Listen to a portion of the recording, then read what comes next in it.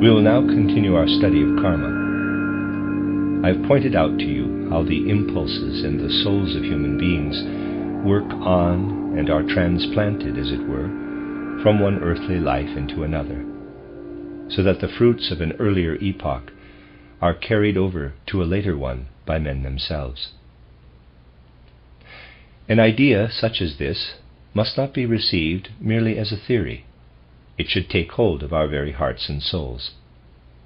We should feel that we who are now here have been many times in earthly existence, and that in every life we assimilated the culture and civilization then around us. We took it into our souls and carried it over into the next incarnation, after working upon it spiritually between death and a new birth. Only when we look back in this way do we really feel ourselves standing within the community of mankind. In order to be able to feel this, in order that in the coming lectures we may pass on to questions which concern us more intimately and will bring home to us the actual effects of karmic connections, I have found it necessary to give concrete examples.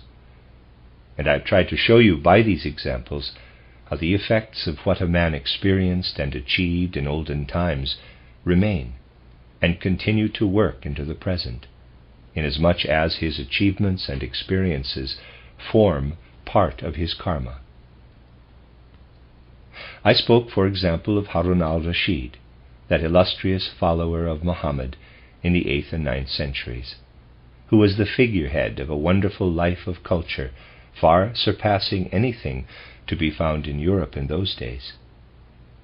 Such culture as existed in Europe at that time, it was during the reign of Charlemagne, was extremely primitive, whereas over in the East at the court of Harun al-Rashid there came together everything that an Asiatic civilization fructified from Europe could produce. The fruits of Greek culture and of ancient Oriental culture in practically every domain of life and knowledge. Architecture, astronomy, in the form in which it was pursued in those days, philosophy, mysticism, the arts, geography, poetry, all these branches of culture flourished at the court of Harun al-Rashid. Harun al-Rashid gathered round him the best of those who were of real account in Asia at that time. For the most part, they were men who had been trained and educated in the initiate schools. Let me tell you of one of these personalities at the court of Harun al-Rashid. The East, too, had reached its own Middle Ages, and this personality had been able to assimilate, in a rather more intellectual way, wonderful treasures of the spirit that had been carried over from long past ages into those later times. In a much earlier period he had himself been an initiate. Now, as I told you, it may easily happen that a personality who was an initiate in a former age does not appear as one when he reincarnates, because he is obliged to adapt himself to the body at his disposal and to the educational facilities available at the time. Nevertheless, he bears within him all that he acquired and experienced during his life as an initiate. In the case of Garibaldi, we have seen how in that he became a kind of seer in his life of will, giving himself up to the circumstances of the immediate present. He lived out all that he had been as an Irish initiate. We can see that while participating in the events of the day, he bears within him impulses of quite a different character from those which an ordinary man could have gained from his education and environment. The impulse of Garibaldi's Irish initiation was still active. It was merely under the surface. And when some special experience or stroke of destiny befell Garibaldi, there may very probably And when some special experience or stroke of destiny befell Garibaldi, there may very probably have welled up in him in the form of imaginations all that he bore within him from his life as an Irish initiate. So it has always been, and so it is to this day. A man may have been an initiate in a certain epoch, and because in a later epoch he must make use of a body unable to contain all the impulses that are alive in his soul, he does not appear as an initiate. Nevertheless, the impulse of initiation is at work in his deeds or relationships in life. So it was in the case of the personality who lived at the court of Harun al-Rashid. He had once been an initiate of a very high degree. He was not able to carry over in outwardly perceptible form the whole content of his earlier initiation, but nevertheless he was a shining light in the Oriental culture of the 8th and 9th centuries. For he was, so to speak, the organizer of all the sciences and arts studied and practiced at the court of Harun al-Rashid. We have already spoken of the path taken by the individuality of Harun al-Rashid in later times. When he passed through the gate of death, there remained with him the urge to carry further into the West the Arabism that was already spreading in that direction. And as you know, Harun al-Rashid, whose field of vision embraced all the several arts and sciences, reincarnated as Lord Bacon of Verulam, the famous reformer of modern philosophy and science. All that had been within Harun al-Rashid's field of vision came forth again in a Western guise, in Bacon. The spiritual path taken by Bacon led from Baghdad, his home in Asia, to England. And from England, Bacon's work for the sciences spread over Europe more widely and with greater force than is generally realized.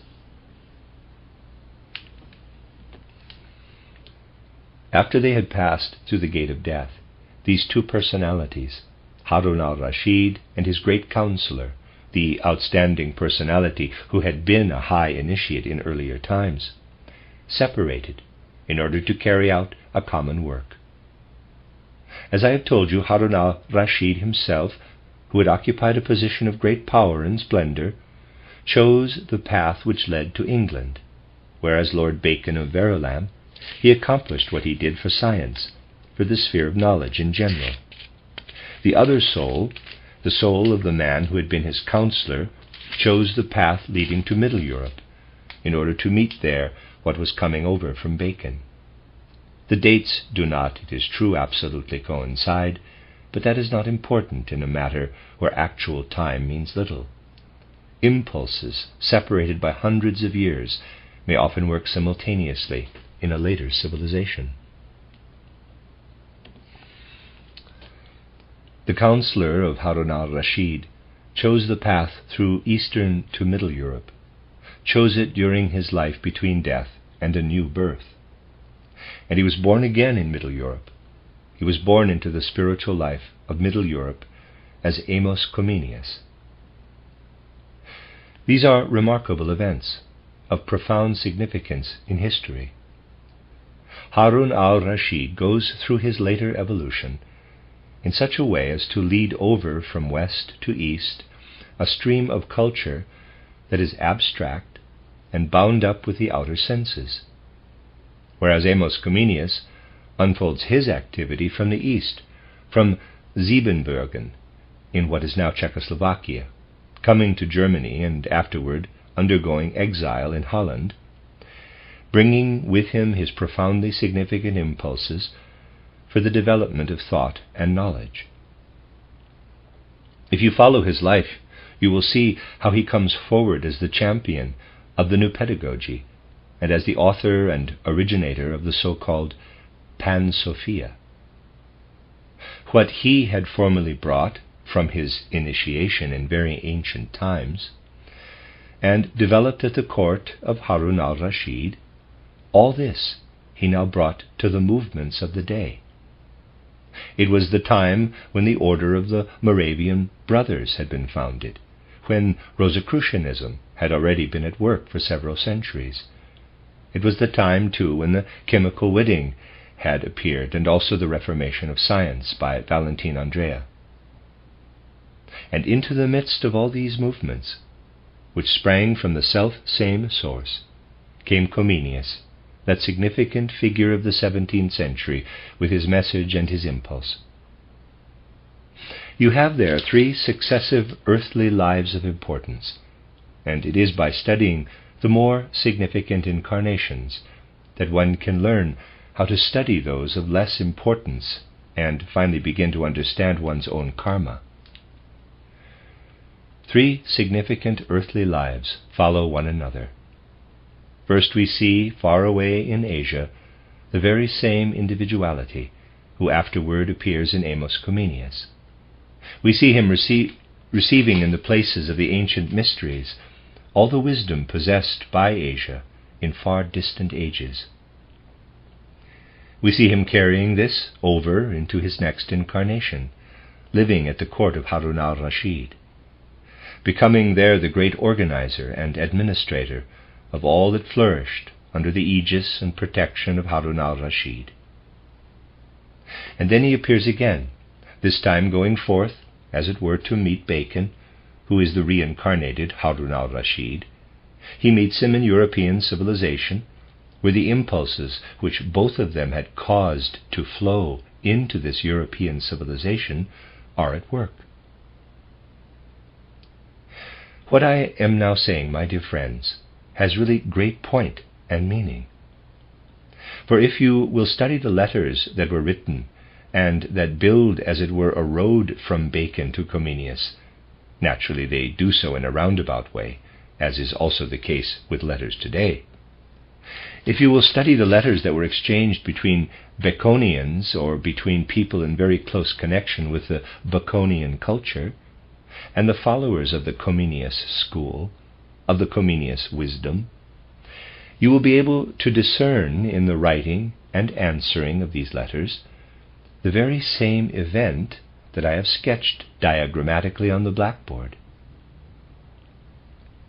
The letters that were written from west to east and from east to west represent the living confluence of the 2 souls who meet one another in this way, having themselves laid the foundation for this meeting when they worked together over in the east during the 8th and 9th centuries.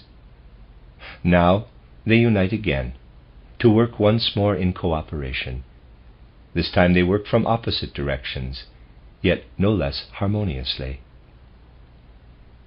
This is the way in which history should be studied, in order to gain insight into the working of human forces and the part they play in history. Again, let us take another case.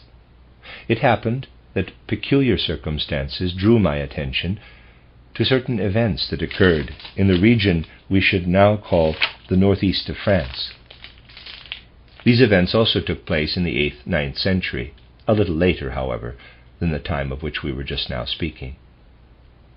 It was before the formation of large states, in the days when events took place more within smaller circles of people. In the region, then, which today we should call the northeast of France, lived a personality who was full of ambitions. He had a large estate, and he governed it remarkably well, quite unusually systematically for the time in which he lived. He knew what he wanted. There was a strange mixture of adventurousness and conscious purpose in him. And he made expeditions, some of which were more and some less successful. He would gather soldiers and make predatory expeditions, minor campaigns carried out with a small troop of men with the object of plunder. With such a band of men he once set out from northeast France. Now it happened that during his absence another personality, somewhat less of an adventurer than himself, but full of energy, took possession of all his land and property. It sounds fictitious today, but such things actually happened in those days. And when the owner returned home, he was all alone. He found another man in possession of his estate. In the situation that developed, he was no match for the man who had seized his property. The new possessor was more powerful, he had more men, more soldiers. The rightful owner was no match for him. In those times it did not happen that if anyone were unable to go on living in his own home and estate, he immediately went away into some foreign country. The rightful owner was an adventurer, certainly, but emigration was not such an easy matter then. He had neither the wherewithal nor the facilities. And so he became a kind of serf, he with his followers, a kind of serf attached to his own estate. His own property had been wrested from him, and he, together with a number of those who once used to accompany him on adventures, were forced to work as serfs. In all these people who were now serfs, where formerly they had been masters, a certain attitude of mind began to assert itself, an attitude of mind most derogatory to the principle of overlordship. On many a night in those well-wooded parts, fires were burning, and round the fires these men came together and hatched all manner of plots against those who had taken possession of their property. In point of fact, the dispossessed owner, who from being the master of a large estate had become a serf, more or less a slave, filled all the rest of his life, as much of it as he was not compelled to give to his work, with making plans for regaining his property. He hated the man who had seized it from him. And then, when these two personalities passed through the gate of death, they experienced in the spiritual world between death and rebirth all that souls have been able to experience since that time, shared in it all, and came again to earth in the 19th century. The man who had lost home and property and had become a kind of slave appeared as Karl Marx, the founder of modern socialism. And the man who had seized his estate appeared as his friend Engels. The actions which had brought them into conflict were metamorphosed in the course of the long journey between death and a new birth into an impulse and urge to balance out and set right what they had done to one another. Read what went on between Marx and Engels. Observe the peculiar configuration of Marx's mind, and remember at the same time what I have told you of the relationship between these two individualities in the 8th, 9th century. And you will find a new light falling upon every sentence written by Marx and Engels. You will not be in danger of saying in abstract fashion, "This thing in history is due to this cause, and the other to the other cause." Rather will you see the human beings who carry over the past into another age in such a way that, although admittedly it appears in a somewhat different form, there is nevertheless a certain similarity. And what else could be expected? In the 8th, 9th century, when men sat together at night around a fire in the forest, they spoke in quite a different style from that customary in the 19th century, when Hegel had lived, when things were settled by dialectic. Try all the same to picture to yourselves the forest in northeastern France in the 9th century. There sit the conspirators, cursing, railing in the language of the period. Translate it into the mathematical, dialectical mode of speech of the 19th century, and you have what comes to expression in Marx and Engels. Such things lead us away from sensationalism, which creeps all too easily into ideas relating to the concrete facts of reincarnation, toward a true understanding of history. And the best way to steer clear of sensationalism is, instead of giving way to a feverish desire to know the details of reincarnation, instead of that, to try to understand in the light of the repeated earthly lives of individual human beings those things in history that bring weal or woe, happiness or grief to mankind. It was this point of view that while I was still living in Austria, although in Austria one is really within the German world, I was particularly interested in a certain personality who was a Polish member of the Reichstag, Those of you who have been attending lectures for a long time will remember that I have often spoken of Otto Hausner, the Austrian-Polish member of the Reichstag, who was so active in the 70s of last century. Truth to tell, ever since I heard and saw Otto Hausner in the Austrian Reichstag, about the end of the 70s and beginning of the 80s, the picture of this remarkable man has been before my mind's eye. He wore a monocle. He looked at you sharply with the other eye, but all the time the eye behind the monocle was watching for the weak points in his opponent. And while he spoke, he was looking to see whether the dart had struck home. Now, Hausner had a remarkable mustache. In my autobiography, I did not want to go into all these details, and he used to accompany what he said with his mustache, so that the mustache made a kind of eurythmy of the speech he poured out against his opponents. It is interesting when you picture it all. Extreme left, middle party, Czech club, as it was called, and then extreme right, Polish club. Here stood Hausner, and over on the extreme left were his opponents. That was where all of them were. The curious thing was that when, over the question of the occupation of Bosnia, Hausner was on the side of Austria, he received tumultuous applause from these people on the left. When, later, he spoke about the building of the Arlberg Railway, the most vehement opposition came from the same people on the extreme left. And the situation remained so in regard to everything he said after that. Very many warnings and prophetic utterances made by Otto Hausner in the 70s and 80s have, however, since proved true. One often has occasion nowadays to look back in thought to what Otto Hausner used to say. Now, there was one feature that appeared in almost every speech Otto Hausner made, and this, among other less significant details in his life, gave me the impulse to investigate the course of his karma. Otto Hausner could hardly make a speech without uttering a kind of panegyric, as it were, in parenthesis, on Switzerland. He was forever holding up Switzerland to Austria as a pattern.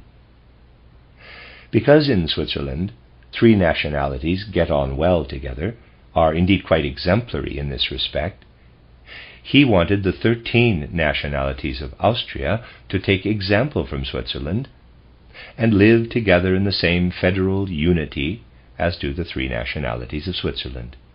Again and again he would come back to this theme. It was quite remarkable. In Hausner's speeches there was irony, there was humor, there was logic, not always, but very often, and there was the panegyric on Switzerland. It was perfectly clear that this panegyric arose out of a pure feeling of sympathy. This feeling gripped hold of him.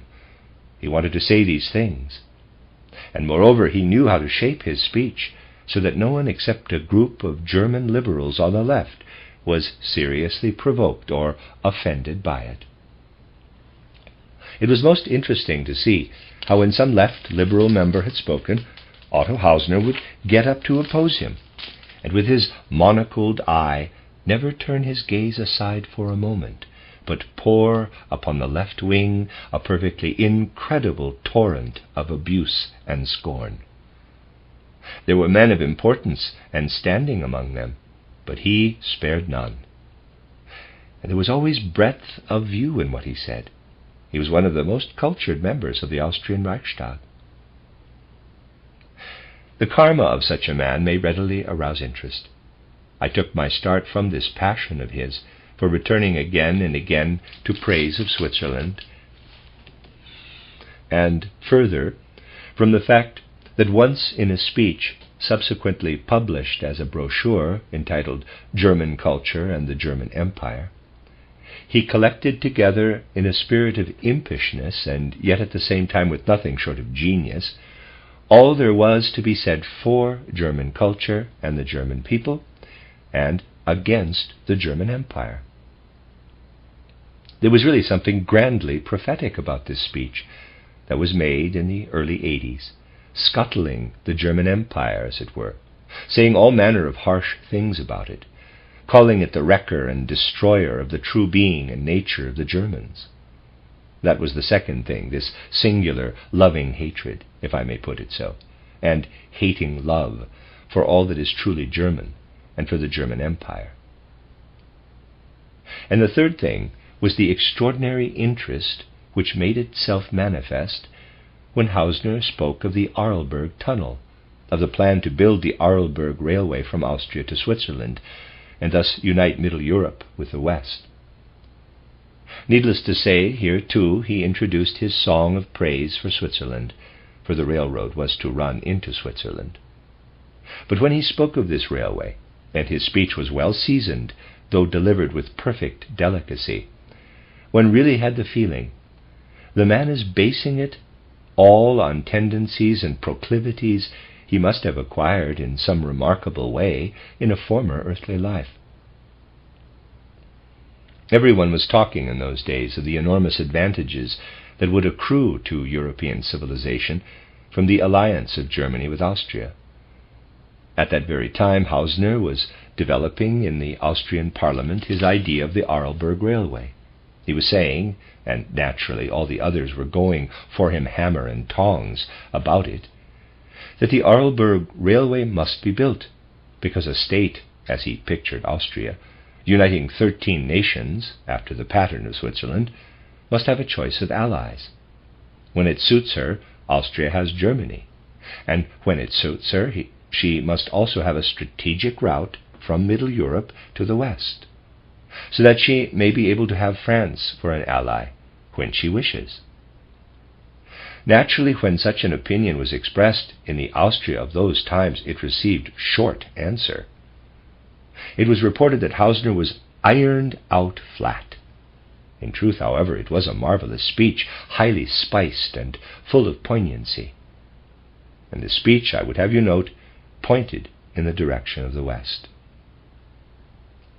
Holding these three things together in mind, I discovered that the individuality of Otto Hausner had wandered across Europe from west to east at the time when Gallus and Columbanus were journeying in the same direction. Footnote, not Saint Columba, but a slightly younger Irish monk, Saint Columbanus, sometimes called Columba the Younger.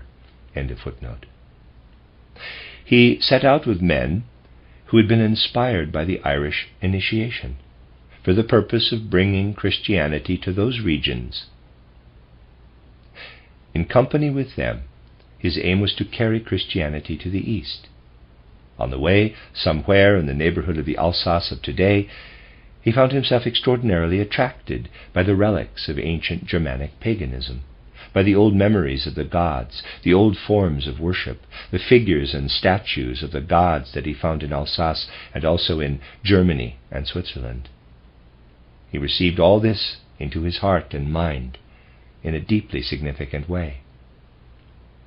Afterward, there developed in him, on the one hand, a liking for the Germanic nature, and on the other hand a counterforce which came from the feeling that he had gone too far in that past life. He underwent a drastic inner change, an inner metamorphosis, and this showed itself in the wide and comprehensive outlook he possessed in this later incarnation. He could speak of the German people and culture and of the German Empire like one who has once had close and intimate contact with these things, and yet who feels all the time that he ought not to have been influenced by them. He should have been spreading Christianity. He had come into these parts while his duty lay elsewhere. One could hear it in the very tone of his speeches. And he wanted to go back and make good again. Hence his passion for Switzerland. Hence his passion for the building of the Arlberg Railway.